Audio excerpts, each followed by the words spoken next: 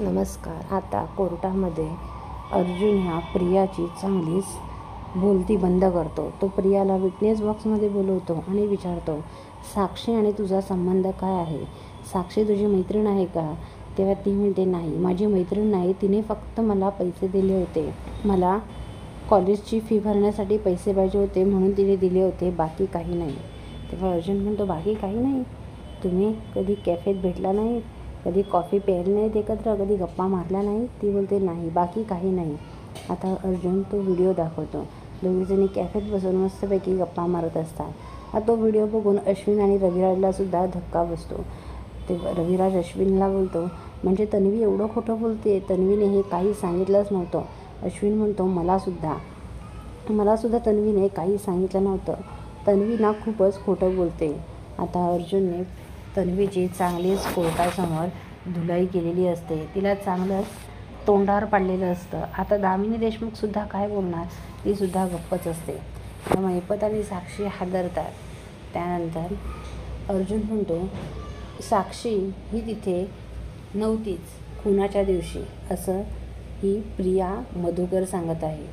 म्हणजे तिथे दोनच व्यक्ती होत्या, विलास पाटील आणि मधुकर पाटील.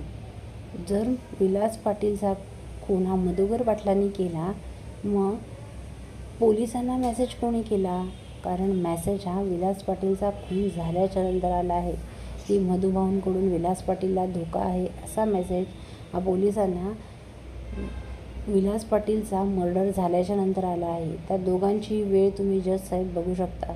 जज साहेब वेळ बघतात तर हो, आधी खून झाला आहे आणि मग मेसेज गेला आहे. अर्जुन म्हणतो, म्हणजेच तिथे कोणतरी तिसरी व्यक्ती होती, मेसेज करणारी ही तिसरी व्यक्ती आहे. मग ती तिसरी व्यक्ती कोण आहे? ती व्यक्ती तिसरी कोणी नसून ती तन्वी किल्लेदार आहे. ते ऐकून आता सगळ्यांनाच मोठा धक्का बसतो. तेव्हा आता रविराज आणि अश्विन उठूनच उभे राहतात. काय म्हणजे तन्वीने त्यांना मदत केली आहे? हे सगळं तन्वीने केलं आहे? तन्वी असं कसं करू शकते? एवढा खोटेपणा! अर्जुनने आज एकदम छान कोर्टात हिअरिंग केली. आता दामिनी देशमुखसुद्धा बोलते. दामिनी देशमुख मनात विचार करत असते की आज अर्जुनने मला एकही शब्द नीट बोलू दिला नाही. माझ्या प्रत्येक प्रश्नावर त्याचं उत्तर तयार आहे. आज तो चांगलाच अभ्यास करून आला आहे आणि पूर्ण पुराव्यानिशी तयारीनिशी आला आहे. आता मी काहीच बोलू शकत नाही. म्हणून दामिनी देशमुखसुद्धा गप्पच बसलेली असते. आता रविराज आणि अश्विनला प्रियाचा खूप राग आलेला असतो. दोघंही प्रियाजवळ येतात आणि प्रियाच्या दोघंही कानाखाली वाजवतात आणि म्हणतात, एवढे खोटेपणा, एवढं विश्वासघात तू करू शकतेस? अगं, लाज नाही वाटत तुला असं वागताना? रविराज म्हणतो, मला तुला ना मुलगी म्हणायला लाज वाटते. माझ्या नजरेसमोर सुद्धा नको येऊ, चल निघ इथून. आणि आता अश्विनला पण खूप राग येतो. अश्विन तिच्या हाताला पकडतो आणि फरफटत घरी घेऊन येतो आणि घरात आल्यावर तिला खूप काही बोलतो. आता प्रताप आणि कल्पना अश्विनकडे बघतच राहतात, कारण अश्विनचा राग त्याने याआधी एवढा कधी बघितला नव्हता. एवढा राग तो आज प्रियावर काढत असतो. प्रियासुद्धा घाबरलेली असते.